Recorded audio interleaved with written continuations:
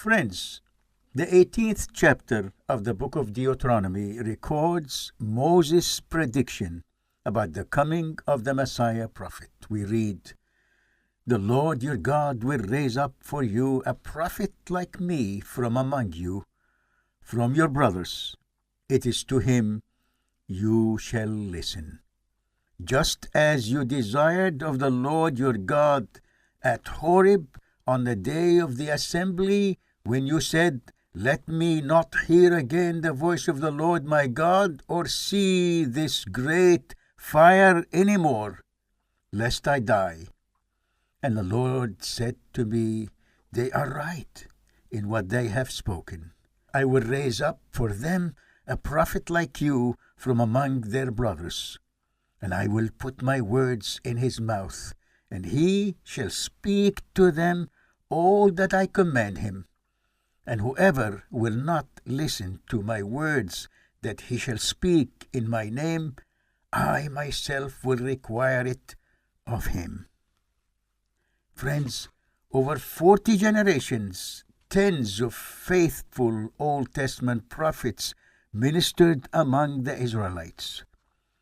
These included great prophets such as Samuel and Isaiah, all the way to Malachi, yet none qualified to fulfill the special prophetic office predicted by Moses. We read in the 34th chapter of Deuteronomy, "And there has not risen a prophet since in Israel like Moses, whom the Lord knew face to face, none like him for all the signs and the wonders that the Lord sent him to do in the land of Egypt, to Pharaoh and to all his servants and to all his land." Many of the prophets, however, predicted the coming of that very special person, the Messiah. They gave details that applied specifically and exclusively to the Messiah. Both Isaiah and Malachi predicted the coming of John the Baptizer to prepare the way for him.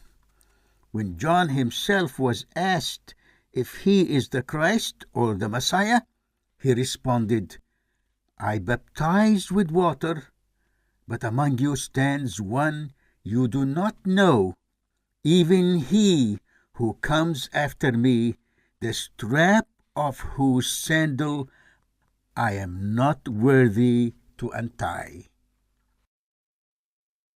Later, on the great day of Pentecost, the Apostle Peter pointed out that the great prophet of whom Moses spoke is Jesus the Messiah. Also, the first Christian martyr, Stephen, asserted the same as he faced death, condemned by angry religious leaders. Jesus himself reminded the Jewish leaders that believing in Moses made it necessary for them to accept him as the promised Messiah prophet.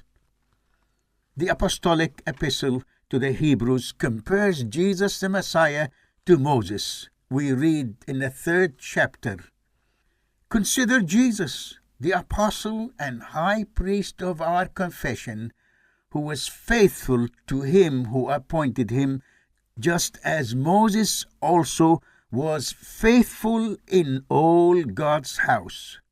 For Jesus has been counted worthy of more glory than Moses, as much more glory as the builder of a house has more honor than the house itself.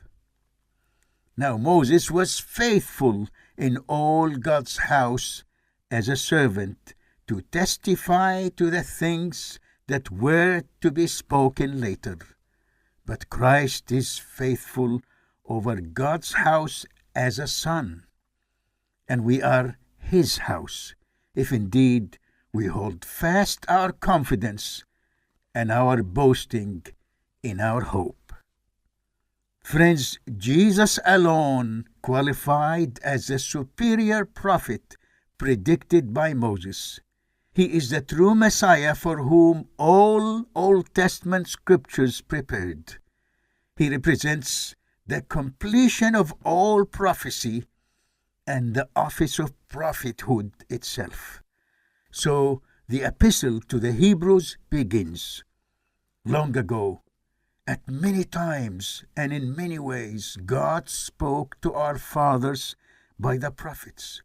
But in these last days he has spoken to us by his Son, whom he appointed the heir of all things, through whom also he created the world.